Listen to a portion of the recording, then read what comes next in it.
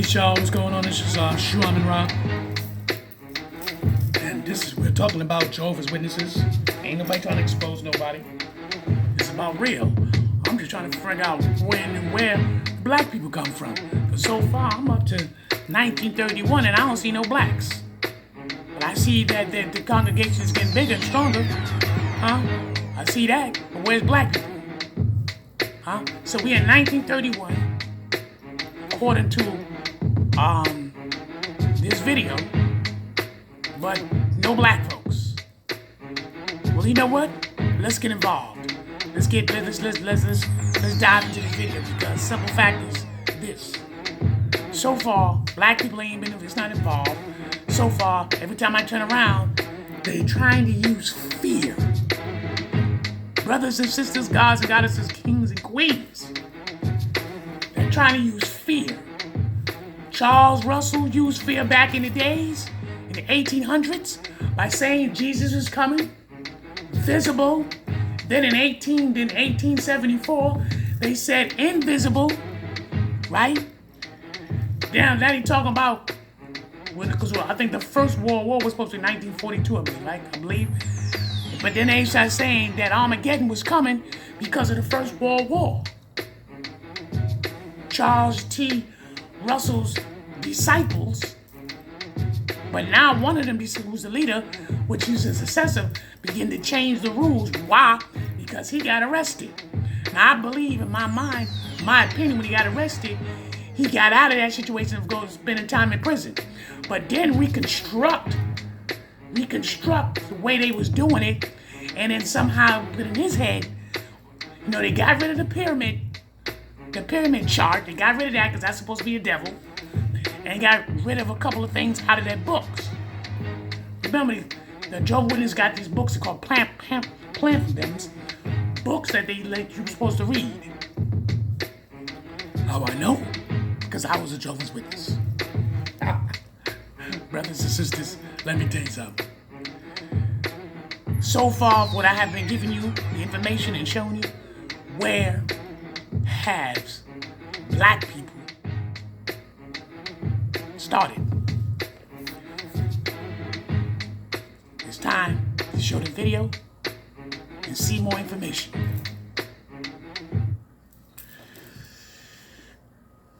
Claiming that the Holy Spirit had been removed and that God gave him inspiration for the writing of the Watchtower publications directly to his mind through angels. From 1931 until 1952, all vaccinations were banned as being in violation of God's everlasting covenant with Abraham. In 1935, the Society presented some new light and taught that 1935, not 1881, as Russell had taught, marked the final year one could become a part of the elect class of anointed Christians who had a heavenly hope. So two destinies were invented.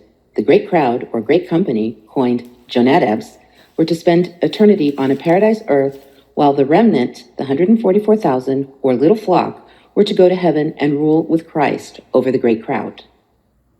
In 1935, the title Kingdom Halls was given to the many assemblies of Jehovah's Witnesses. Rutherford also taught that World War II would see the coming of Armageddon, but refrained from being too specific this time. He published a book called Children, in which he encouraged witnesses to put off marriage and childbearing until after Armageddon. Many Jehovah's Witnesses remained childless and bitter until their death because of this false prophecy.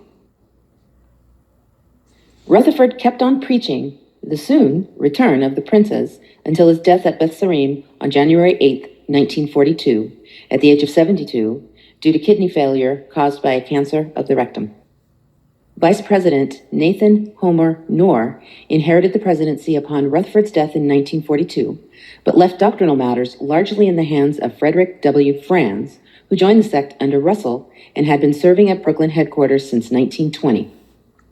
Lacking the personal magnetism and charisma of Russell and Rutherford, Knorr focused followers' devotion on the mother organization rather than on himself. During the 1940s, the Society explained that all of the prophecies in Matthew 24 and 25 would take place within a single generation. When the generations passed away in shame after stretching it up to 5 decades until 1995, the society changed the meaning of the generation several times to eventually mean an overlap of generations in the hopes of escaping from another blatant false prophecy. In 1942, they obtained the rights to publish the King James Version, and in 1944, the American Standard Version. In 1943, the invisible presence of Jesus was officially changed from 1874 to 1914. Also in 1943, the Watchtower inaugurated the Gilead School in New York State to train their missionaries. A superb administrator, Knorr initiated training programs to transform members into effective recruiters. Instead of carrying a portable phonograph from house to house, the average Jehovah's Witness began receiving instruction on how to speak pervasively.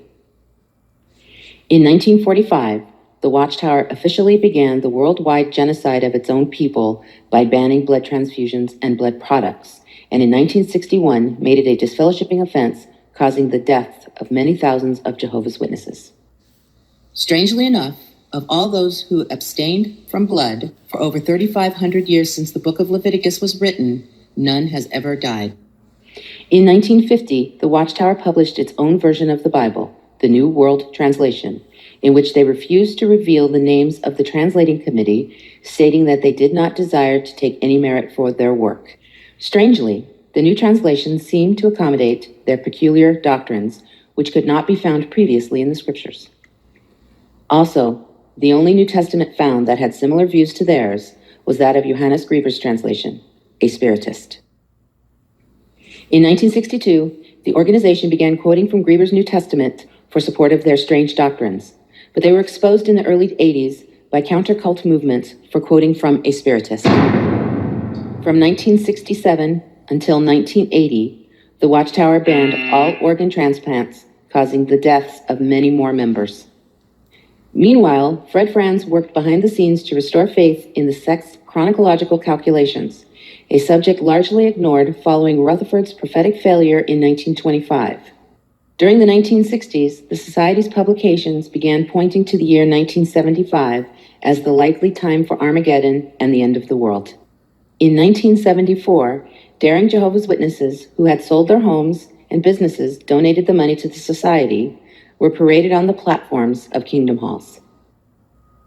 Knorr's training programs for proselytizing, plus Franz's apocalyptic projections for 1975, combined to produce rapid growth in membership, the annual rate of increase peaking at 13.5% in 1974. All of this pushed meeting attendance at Jehovah's Witness Kingdom Halls from around 100,000 in 1941 to just under 5 million in 1975. During the 1970s, changes took place at Watchtower headquarters in regard to presidential power. First, it became accepted in theory that the Christian congregation should not be under one-man rule, but rather should be governed by a body similar to the 12 apostles. The 7-member board of directors of the Watchtower Bible and Tract Society of Pennsylvania had previously been portrayed as fulfilling this role, but in 1971, an expanded governing body was created with a total of 11 members, including the 7 directors. The aim was to demonstrate that the leadership derived authority from an apostolic source, rather than from Pennsylvania corporate law. This new governing body was displayed as further evidence of the sect's being one true church, with carefully styled artwork in the Watchtower depicting the apostles as a governing body. After Knorr's death in 1977, Franz inherited an organization troubled by discontent over the obvious failure of his prophecies of the world's end in the autumn of 1975. Even at Brooklyn headquarters, little groups meeting privately for Bible study were beginning to question not only the 1914-based chronology that produced the 1975 deadline, but also the related teaching that the heavenly calling of believers ended in 1935. The hitherto fast-growing sect actually began losing members for the first time in decades, as people who had expected Armageddon in 1975 became disillusioned. When membership loss grew into the hundreds of thousands, a fact masked by new conversions in figures released by the Society, President Franz and the conservative majority on the governing body took action. In the spring of 1980, they initiated a crackdown on dissidents, breaking up the independent Bible study groups at headquarters and forming judicial committees to have those seen as ringleaders put on trial for disloyalty and apostasy. By the time this purge culminated in the forced resignation and subsequent excommunication of the president's nephew and fellow governing body member, Raymond V. Franz, a siege mentally took hold on the worldwide organization. All right, y'all. The bottom line is this. Fear. Fear is their weapon. Fear is their weapon. We go back in time, the end of the world in 1975. When that didn't show up, people said, let's go. The end of the world in 1942, the end of the world, and they used the war because see what the way I'm looking at it, y'all, and you can see it clearly through the video, they use fear to continue on with their institution. They started losing funds. They started losing members. So they had to come with a new strategy. This is white folks. This is white folks coming with new strategy. Huh? Which they're not telling you so far is where these black people came from. Because in 1975, guess what?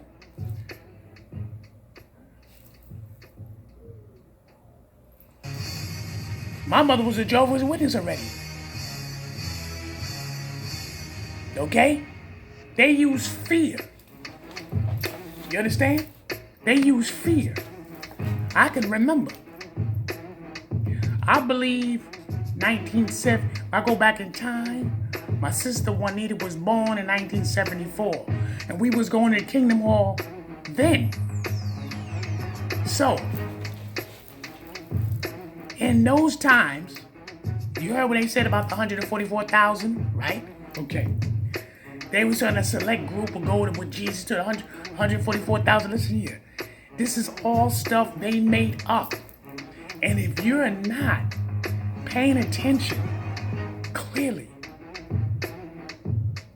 and in the magazines they would have, the Jehovah's Witnesses would have magazines, which is the Watchtower and Awake magazine. It would clearly show you that they'll have like an African person, one African male and a female. The rest of them will be white people, one Asian people. But when they first published a magazine, there were none of these people. There were no melanated people in these magazines. Brothers and sisters, kings and queens, goddesses and goddesses, we gotta escape out of these religions. Look, we ain't gonna be able to save everybody. Because when people are institutionalized, they don't want to come out. They're proud of it. You believe something that don't belong to you. You believe in a false doctrine. You believe so deeply. The more I keep going over this, I'm glad I walked away from this madness.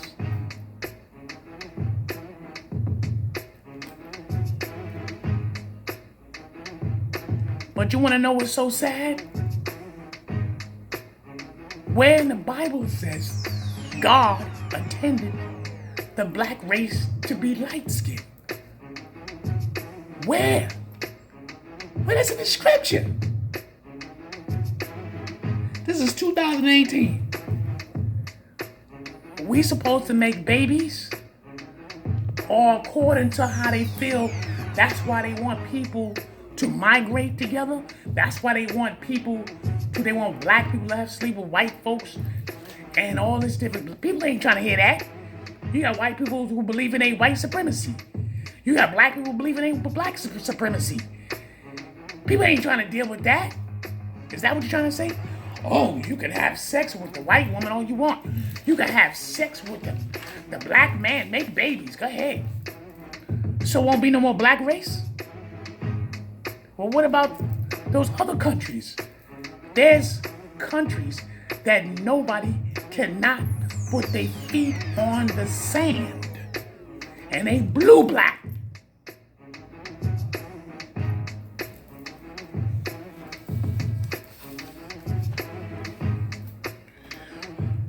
I'm going to show you some more clips, y'all. All I'm saying this year about the Jehovah's Witness, I wasn't here trying to expose nobody, but I was trying to get an answer. And the answer is fear. Now I understand how black people became Jehovah's Witnesses. They put fear. You walked right into fear. They told you about Armageddon. They told you Christ is coming. They kept switching things around without you seeing it. This is why they call board meetings. Board meetings they have so they can establish how to continue on with the institution. If the institution is beginning to fail, it's not bringing no funds, no members. You heard on the video, they lost a lot of members because once again, they went back to prophesying that Armageddon was coming. Here, Jehovah's Witnesses are one of the main organizations that was prophesying about false doctrines and false saying that Armageddon is coming, because first it was Jesus was coming. Then they stopped the Jesus talking and then talking about, oh, use the word. Remember, words can extinguish a lot of things. Now it's not Jesus. Now it's Armageddon. Now it's Armageddon.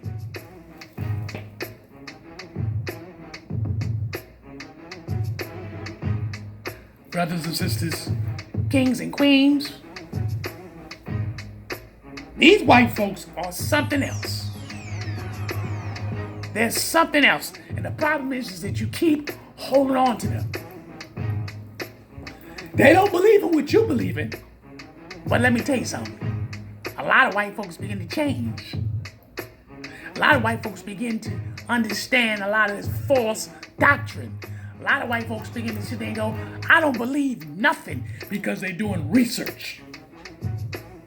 They're doing research and finding out that they've been lied to all their lives. Now, nobody said you got to do interracial and all that kind of stuff. No. But they begin to realize that a lot of these religions are formed to control people. And when you need a house over the roof over your head, food in your belly, and you need these things. A lot of these organizations is built, they start off righteous, but then they start to see all this income and all this money. Now you can't look at it the way you think you are. You need people set in certain positions so this organization can continue on. Prophesying, also providing jobs. Huh? I mean, also they talk about no blood transfusion and so on and so forth.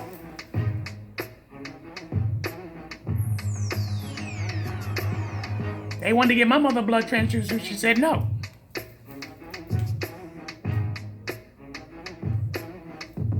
Huh?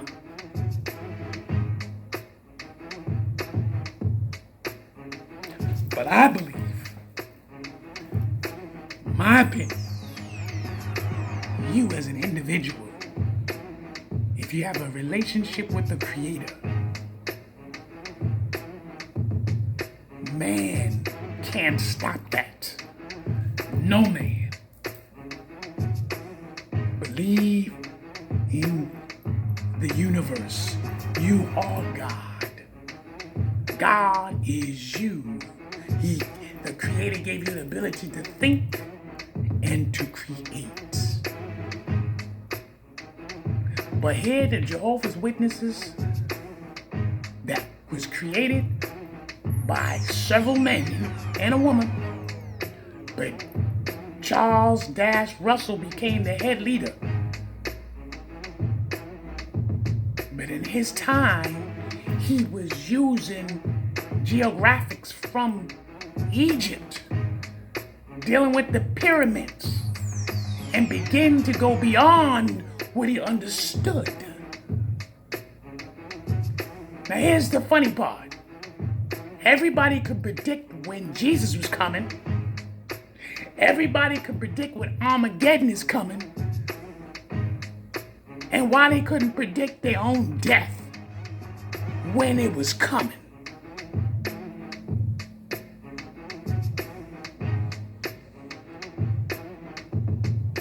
You hear me? Now, one time you seen the videos or heard the videos that any one of these presidents predicted their own death or stated, well, I'm going to die at a certain time. Oh, it just came out of nowhere, didn't it? Because you don't know. That alone should tell you what time it is. I could have told you that from the beginning. You wouldn't have believed it.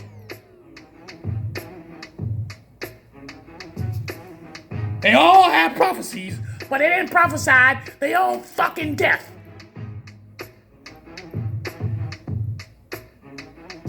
Stealing, because they were stealing information from ancient history and using it for their own purpose.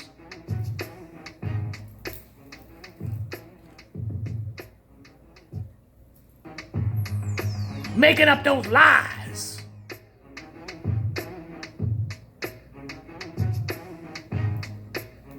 And each religion got their own story.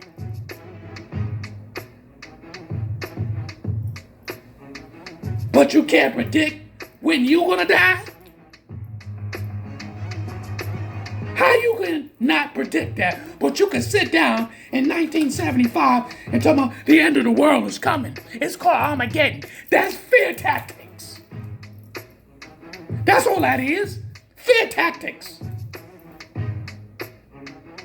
And you leapfrog.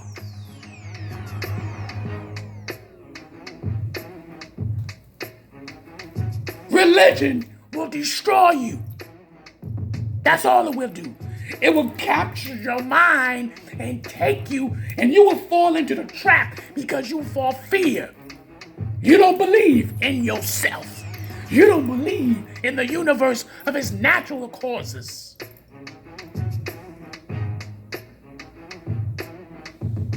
You only believe what they tell you. You was born on this earth and they begin to flush you with information. And when they flushed you with information, then you became part of that flushing of the information, which is false doctrine.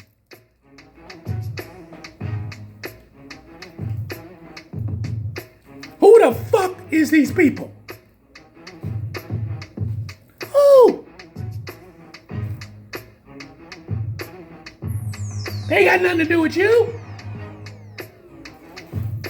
But you follow their patterns. You follow them. And you think because you got a board meeting and you sit around and you begin to thinking you can change things. You have a board meeting so you can change things to how society is. You want to know how I know? When I had Jehovah's Witnesses over here probably about 6-7 months ago, right? Not recently, but this group of people knocked on my door. A quick story. They knocked on my door. It was a Latin man and a white man. They gonna come up here to tell me to go to the door. Yo, they are trained how to speak to you. Do you understand that? Trained. In 1943, they built a school so they could train the men how to talk to people door to door. This is what they did. This is what a lot of these religions do. They train people how to speak. They call missionaries. So when they knock on your door, they come in there humbly and start talking about what the Bible states, that if you want to live and not go to hell and so on and so forth. Well, shit, you could be living in hell right now. What about that? So they come to your house, they knock on your door, And they go, we here to present you this magazine, which is called The Watchtower or The Awake. Then from there, they'll begin to tell me, do you believe in God? This is one of their first assignments. Do you believe in God? Well, I believe in the Creator. Oh, that's good. But what you need to do is flip that game on them. You flip it, because I like talking to them. I do. Because, see, they don't never want to tell you about the history of they never want to talk about the history of the Jehovah's Witnesses. Because Jehovah's Witnesses was based on prophecy, based on fear, and based on finances. Those three are the most powerful thing they used. And black people did not show up into their organization into the early or maybe the middle age of the 1900s. Not 1908, not 1914, not 1942. Don't get it twisted. And before that, when black people started their organization, white folks, white Jehovah's Witnesses, were the head of their congregation. Why? Because they didn't trust you. But your dumbass kept on going because you was living in fucking fear. You got to understand this shit here. While you on earth, you live to die, period. Once they start putting words in your mouth and in your brain, certain words that got you rattled, like hell, and then they start showing you pictures of fucking hell. Huh?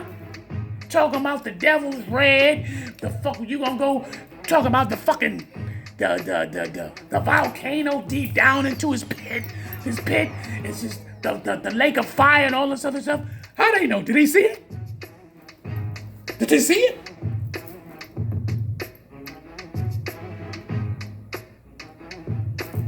They're not teaching you the proper way, like the ancient ancestors would do it. No, they want to use the fear tactics. They want to use these fear tactics. And then use man's behavior. Use how man obnoxious behavior gets them caught up into war and famine and destruction. All these things, so they use that. Well, they're not the only race. They're not the only religion that do that shit.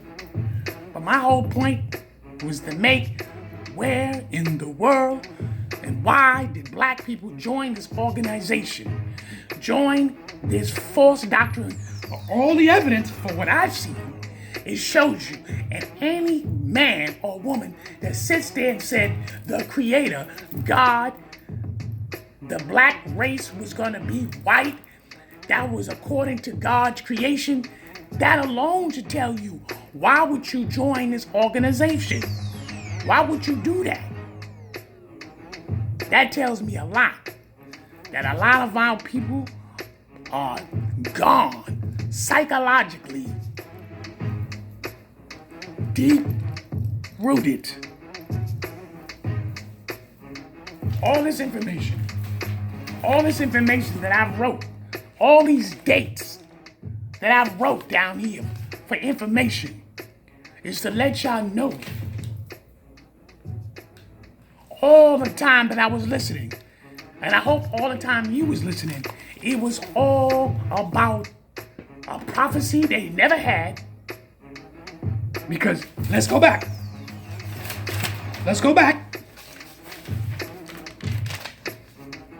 We go back to the 1800s, before Charles Dash really was developed.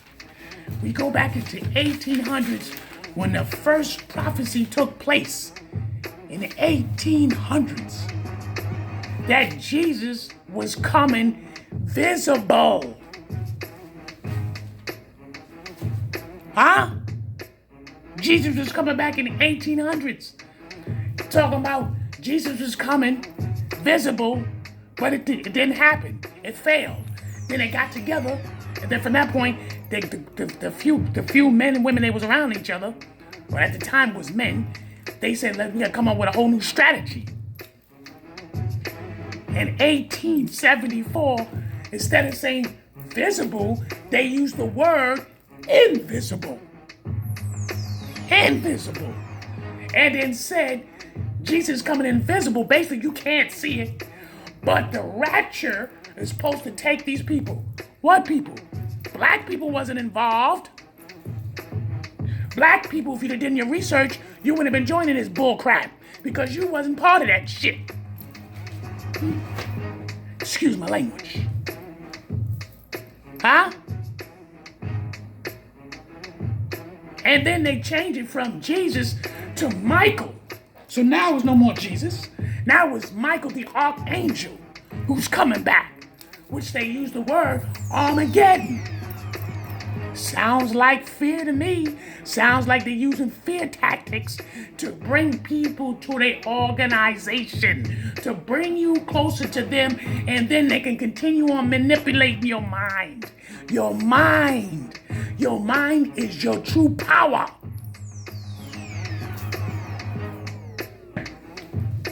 All these men, whoever was in power, constantly tried to use a prophecy of using the fear tactics. All you gotta do is sit back and watch the obnoxiousness of men. The preachers do it to this day. These reverends do it today. Look what's going on. Listen, war been going on since the beginning of time. What you think?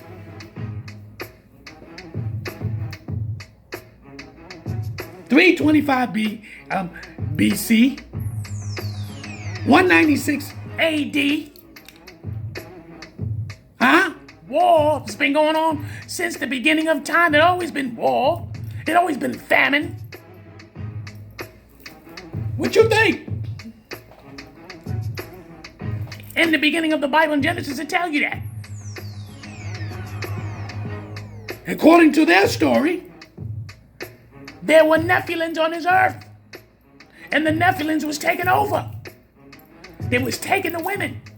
War. I'm taking mine. I'm taking these women. Look at Genesis. Chapter 6. And then read on. And then that's when Noah was born. And then when you read the Bible, according to Charles Russell, he's gonna sit up there and talk about Ham, the black race come from Ham. You hear this bull crap?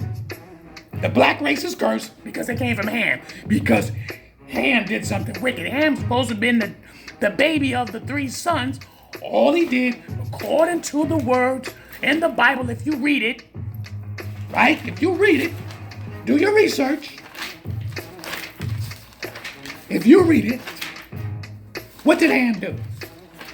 All he did was walked in the tent and seen his father naked. And then he went and told his brothers. He told his brothers Shem and Joshaphat that their father was naked.